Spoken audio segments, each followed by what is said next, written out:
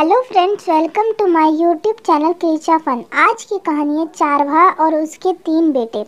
एक चारवाहा था, उसके 3 बेटे थे। जब वे तीनों भाई बड़े हो गए तब चारवाहा ने उनसे बारी बारी के लिए गाय चराने के लिए भेजा। पहले दिन पहले बेटे को गाय चराने के लिए भेजा। शाम को वह गाय को लेकर लौटा। गाय ने चारवाहा से शिकायत की कि उसे घास चराने के लिए नहीं मिली है, वह भूखी है। दूसरे दिन दूसरे बेटे को गाय चराने के लिए भेजा। फिर शाम को वह गाय चराकर लौटा तो गाय ने उस दिन भी चारवाहे से शिकायत की, आज भी उसे घास खाने के लिए नहीं मिली। तीसरे दिन तीसरे बेटे को गाय चराने के लिए भेजा। उस दिन भी शाम को गाय ने ऐसे ही शिकायत की। उसने चारवाहा से कहा कि मैं आज भी भूखी रह गई। चारवाहा को अपने तीनों बेटों पर बहुत गुस्सा आया। उसे यह समझ में नहीं आया कि लड़कों को सुधारने के लिए क्या करना चाहिए। उसे चिंता होने लगी। तभी एक परी वहाँ आई। उसने चारवाहा से कहा, तू अपने तीनों बेटों को घर से निकाल दे, तभी वे कुछ सीख सकेंगे। दूसरे दिन चारवाहा ने अपने तीनों बेटों को बुलाकर कहा, तुम सब मेरे घर में रहने लायक नहीं हो। गाय चराने का काम भी तुम्हें ठीक से नहीं करना आता, इसीलिए तुम तीनों घर से निकल जाओ। अब कुछ नया हुनर सीख कर ही घर लौटना। तीनों लड़के घर छोड़कर चले गए। पहला लड़का बढ़ई के घर रहा और बढ़ई का काम सीखने लगा। उसने मन लगाकर काम किया। वह बढ़ईगिरी में खुश हो गया। बढ़ई ने खुश होकर उसे एक जादुई पतीला दिया और कहा, यह पतीला तेरी इच्छा अनुसार व्यंजन तैयार करेगा। पतीला लेकर वह घर आने के लिए निकल पड़ा। चलते चलते रात हो गई। वह एक धर्मशाला में ठहर गया। उसे जादुई पतीले को आजमाने की इच्छा हुई।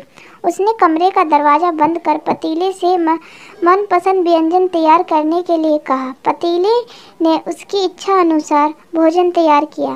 धर्मशाला के व्यवस्थक ने कमरे की खिड़की के छेद में से यह सब देख लिया।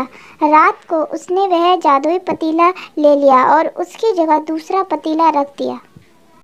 सुबह होते ही वह लड़का घर के लिए रवाना हुआ। घर पहुंचकर उसने अपने पिता से जादुई पतीले के बारे में बताया और इच्छा अनुसार व्यंजन प्राप्त करने का प्रयत्न किया, लेकिन उसे कुछ भी नहीं मिला। वह निराश हो गया। चारवाहा का दूसरा बेटा कुमार के घर काम कर रहा था। कुमार ने उसे मिट्टी के बर्तन बनाने का काम सिखाया। कुमार को उसके काम से संतोष हुआ। जब वह अपने घर आने को तैयार हुआ तो कुमार ने उसे एक जादुई खरगोश दिया। वह खरगोश जब मुंह खोलता तब उसके मुंह से मोती झड़ने लगते। वह खरगोश को लेकर रवाना हुआ। रास्ते में रात पड़ी तो वह भी उसी धर्मशाला में ठहरा। धर्मशाला के व्यवस्थक को जादुई खरगोश के विषय में मालूम हुआ तो उसने खरगोश बदल लिया। सुबह होने पर खरगोश को लेकर वह घर पहुंचा। उसने अपने पिता को जादुई खरगोश की बात बताई। थोड़ी देर बाद खरगोश ने मुंह खोला, लेकिन उसके मुंह से एक भी मोती न गिरा और वह भी निराश हो गया। उसका तीसरा बेटा पेशेवर पहलवान के पास रहता था। पहलवान ने उसे कुश्ती के सभी दांवपेच सिखाए। उसके बाद पहलवान की उसने बहुत सेवा करी। उसकी सेवा से पहलवान बहुत खुश हुआ। जाते वक्त उसने उसको एक थैला दिया और कहा, इस थैले को उलटने पर इसमें से एक जादुई गदा बाहर निकलेगा और दुश्मन पर प्रहार करेगा। और थैला लेकर वह भी वहाँ से विदा हुआ। रास्ते में रात होने पर वह भी वहीं धर्मशाला में ठहरा। उसके बाद थैले को तकिए के नीचे रखकर वह सो गया। धर्मशाला का व्यवस्थक आया और उसने धीरे से थैली खींच ली। थैले को उल्टा कर उसने झाड़ा। थैले से गदा बाहर आई और वह व्यवस्थक पर धाड़ धाड़ प्रहार करने लगे।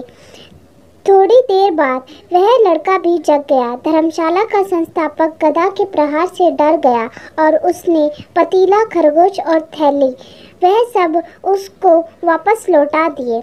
उसके बाद वह इसका तीसरा लड़का घर पर आया। वह तीनों भाई इकट्ठे हुए और उन्होंने अपने अपने अनुभव को बताया। वह तीनों भाई इकट्ठे हुए और उन्होंने अपने अपना सामान बांट लिया। इस सब को देखकर चारवाहा बहुत खुश हुआ और उसके तीनों बेटे अब हुनरमंद हो चुके थे। अगर दोस्तों आपको हमारी छोटी सी कहानी अच्छी लगी हो तो कमेंट करना ना भूलें और हमारे चैनल को लाइक करें, सब्सक्राइब करें एंड शेयर करें। फिर मिलते हैं आपको एक और नई कहानी के साथ। Thank you so much.